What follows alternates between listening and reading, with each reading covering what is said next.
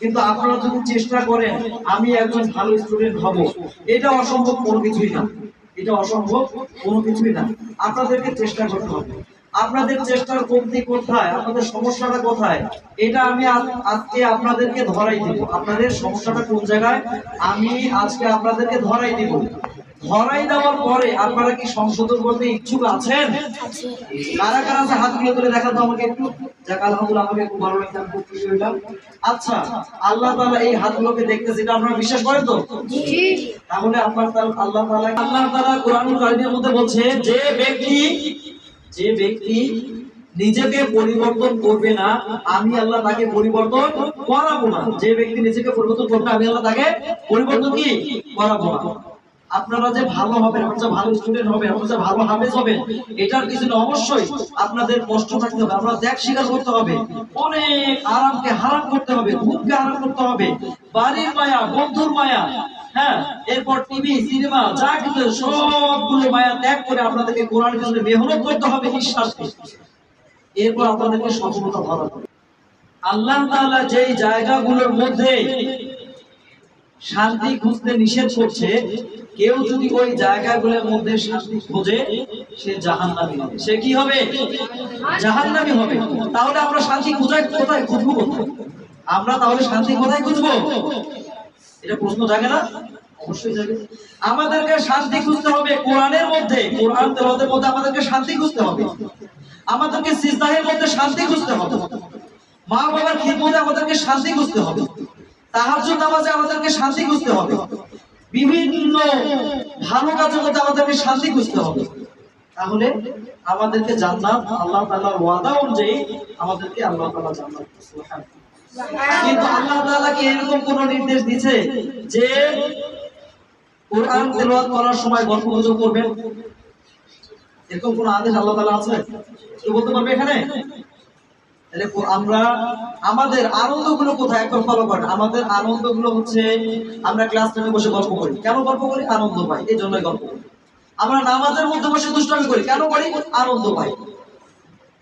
আমরা খাওয়ার সময় খাওয়ার আদব বজায় রাখি না, আমরা খাওয়ার যে আদব এটা রক্ষা করি না তো, ঠিক আছে? এর খাওয়ার যে আদব, সুন্নাহ তরিকা, ওযুর সুন্নাহ তরিকা, গোসলের সুন্নাহ তরিকা, এরপর বিভিন্ন যে সুন্নাহ তরিকাগুলো আছে, বাথরুমে যাওয়ার সময়, ঘুমানোর সময়, উঠার সময়, আযানের সময়, এই যে এতগুলো সুন্নাহ তরিকা আছে, আসলে কি এগুলো আমাদের মধ্যে কি বিদ্যমান চালু আছে?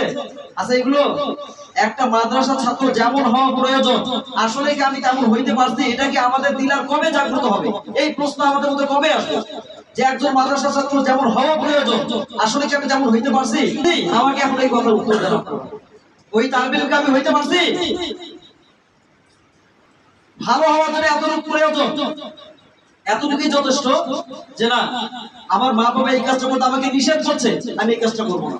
হুজুর এই কাজটা করতে নিষেধ করছে, আমি এই কাজটা করবো না। আল্লাহ তাআলা এই কাজটা করতে নিষেধ করছে, আমি এই কাজটা করবো না। এ ভালো হতে পারবে না? পারবে কি পারবে না বলেন? এর বাইরে আরো অনেক কিছু আছে আমি জানি, কিন্তু এই কাজগুলো কেউ যদি মানে প্রাথমিক অবস্থা, ভালো হতে পারবে না। কথা বলতেছেন, আপনাদের সমস্যা হচ্ছে নাকি? আচ্ছা, এখন আমাকে একজন দ্বারা বলবেন যে হুজুর আমি ভালো হওয়ার জন্য এই কাজগুলো করছি। নিজেকে আপনারা কোনোদিনও 7 দিনের জন্য পরিবর্তন করেন না।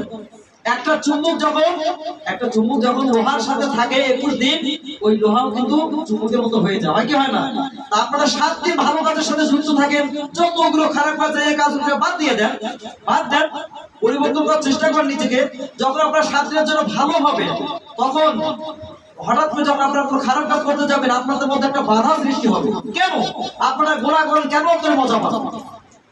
একজন মুমিন বান্দা গুনাহের মধ্যে কখনো মজা পায় না, কোরআনের সাথে বেয়াদবি করে কখনো মজা পায় না, মা বাবার মুখের উপর কথা বলে কখনো মজা পায় না, বড় ছোট এদেরকে শ্রদ্ধা, স্নেহ, ভালোবাসা, সম্মান এগুলো না করে কখনো শান্তি পায় না। আপনাদের মধ্যে যত খারাপ কাজ, যত গুনাহের কাজ, এগুলোর মধ্যে আপনাদের ভালো লাগা, কেন ভালো লাগা আমাকে বলেন।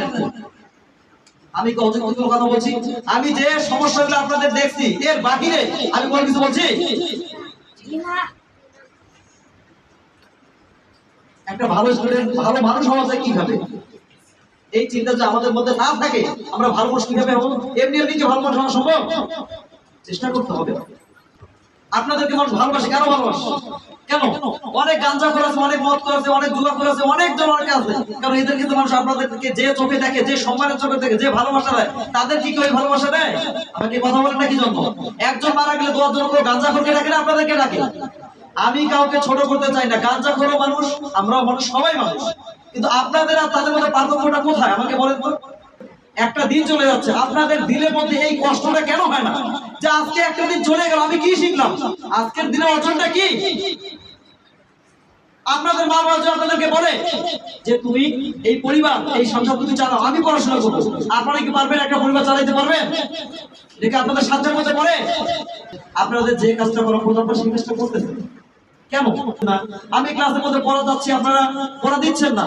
আর আমি একটা ছাত্রকে যদি শাস্তিও দেয়, হালকা ভাবে যদি শাস্তি দেই, আমার মনে একটা দুঃখ আছে। দুঃখ লাগবে না বলেন? কিন্তু আমার মনে এই জিনিসটা আছে যে না, অমুক ছাত্রটা, এই ছাত্রটা ক্লাসে পড়া দিতে পারলো না, কিন্তু তার মধ্যে কোনো চেষ্টা কমতি ছিল না, তার জন্য কিন্তু মন আবার একটু সান্ত্বনা পায়। কিন্তু এরকম অনেক ব্যক্তি আছে যে ক্লাসে পড়াও দিতে পারে না, আবার ক্লাসেও পড়ে। কি করবো তাহলে বলেন? আমার মা বাবার হুজুর কত দূর কত দূর কত দূর রাস্তা, কত দূর, আমি এখানে কি করতে? আরে আমি বললে কি তোমাদের পড়া হবে? আমি বললে তোমাদের পড়া হবে? তোমরা বলবে তোমাদের পড়া হবে, তাই না? আমি তো ডাকতেছি পড়া নিয়ে আসো, পড়া নিয়ে আসো, পড়া নিয়ে আসো। আমি মধ্যে মধ্যে বিরক্ত, তোমরা শুনতে শুনতে বিরক্ত হচ্ছে না? তাহলে কথার এখানে কোনো মূল্যায়ন থাকে? এখন যে দুইটা মার দিয়ে হুজুর খারাপ হয়ে যাচ্ছে, হুজুরের মারকে দোয়া মনে করতে হবে। কি মনে করতে হবে? হুজুরের মারকে দোয়া মনে। আর আমি, আপনারা তো জানেন যে আসলে একটা ছাত্র যতগুলো যে সমস্যা করে, যতগুলো অপরাধ করে, আসলে কি আমি কতগুলো বিচার করি বলেন? মাঝে মধ্যে বিচার করি, মাঝে মধ্যে। এটা না করলেও তো সমস্যা। যাই হোক, আলহামদুলিল্লাহ, আমার কথাতে আপনারা কি বুঝতে পারছেন? বেশি বেশি দুষ্টুমি করবেন ক্লাসে? শুনেন, আপনাদের ব্যবহার, সংক্ষেপে এতটুকু কথা বলবো যে আপনারা যে চলাফেরা করেন, আমি অনেক ভাবে এটাকে ফলো করছি। একটা স্টুডেন্টের গার্ডিয়ান, অভিভাবক আসছে এখানে, আমি সালাম দিচ্ছি, কিন্তু কোনো ছাত্র সালাম দিতে পারছে না। কেন? হুজুরা কি সালাম শেখায় না তোমাদেরকে? শেখায় কি শেখায় না? খাওয়ার সময় খাওয়ার দোয়া, আবার যখন তোমরা বাথরুমে যাও, বাথরুম যাও, ছুরি যাও, আগে সেই দোয়াটা শুনে বাথরুমে যাও, দোয়া শুনে তারপর বাথরুমের মধ্যে পাঠাই। এইভাবে যে আমি খুঁজে অ্যাক্টিভ যদি থাকতে পারি, তোমাদের মধ্যে কি একটা ইচ্ছা থাকে না যে আমি যখন যে কাজটা করবো তখন সেই দোয়াটা করবো, আমি রাতের বেলা ঘুমাবো, উঁচু করে ঘুমাবো, এই আমলগুলো করবো? এইগুলো যদি তোমাদের মধ্যে না থাকে, আর কার মধ্যে থাকবে? কার মধ্যে থাকবে এই জিনিসগুলো? আপনারা যদি হুজুরের কথা না শোনেন, হুজুরের কি ক্ষতি হবে বলেন তো? না আপনাদের ক্ষতি আপনাদের আছে? কার আছে ক্ষতি? হাত তোলেন, সবাই হাত তোলেন। যা আজকে থেকে ভালো হইতে যা করা প্রয়োজন আমি তাই করবো। আল্লাহ তাআলাকে হাত দেখাই দিলাম, বলেন।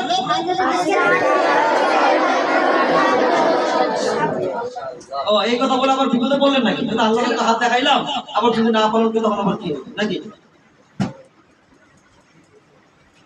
লাস্ট কথা, যে ব্যক্তি আল্লাহর জন্য, যে ব্যক্তি আল্লাহর জন্য খারাপ কাজ ছেড়ে দিবে, যে ব্যক্তি আল্লাহর জন্য খারাপ কাজ ছেড়ে দিবে, আল্লাহ তাআলা এর বিনিময়ে তাকে উত্তম কিছু দান করবে। সুবহানাল্লাহ।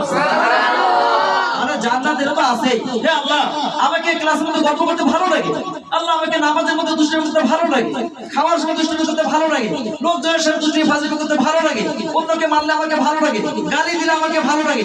আল্লাহ এই খারাপ, এগুলো তো খারাপ কাজ, আমাকে এগুলো ভালো লাগে, এগুলো তুমি অপছন্দ করো। আল্লাহ আমি তোমার জন্য এই কাজগুলো আমি ছেড়ে দিলাম। আল্লাহ তাআলা যে ওয়াদা করছে, যে ব্যক্তি আমার জন্য গুনাহের কাজ, হারাম কাজ, জেনা, ব্যভিচার, অন্যায়, অত্যাচার, জুলুম, যতগুলো খারাপ কাজ আছে, যে এই কাজে খারাপ কাজগুলো ছাড়বে, আমি এর বিনিময়ে তাকে জান্নাত দান করব। সুবহানাল্লাহ। এটা তো আছে, কথা বুঝেন নাই? এটা আবার দুঃখজনক এটা যে আপনারা মাদ্রাসা স্টুডেন্ট, কিন্তু মাদ্রাসার একটা স্টুডেন্টের মধ্যে, একটা তালিবে ইলমের মধ্যে যে বৈশিষ্ট্যগুলো থাকা দরকার, যে আমল থাকা দরকার, যে ইবাদত থাকা দরকার, তার বিন্দু ছোটখাটো আমি দেখি। এটা আমাদের খুব দুঃখজনক, খুবই দুঃখজনক। না আপনার ক্লাসে ফলাফল দেখাচ্ছেন, না আপনার আদব কায়দার মধ্যে ফলাফল দেখাচ্ছেন, না আপনাদের ইবাদতের মধ্যে ফলাফল দেখাচ্ছেন, কোন দিক দিয়ে দেখাচ্ছেন?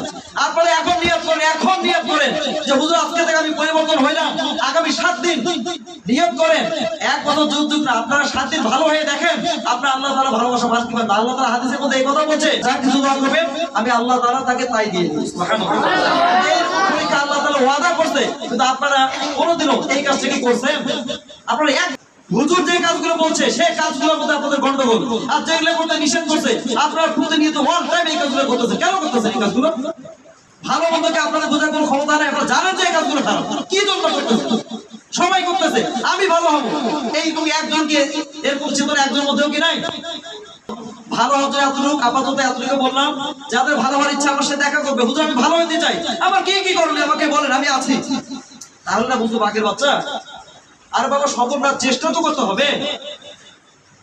আল্লাহ তাআলা আমাদেরকে কথাগুলো বোঝান এবং আমল বা তৌফিক দান করুন, আল্লাহুম্মা আমিন।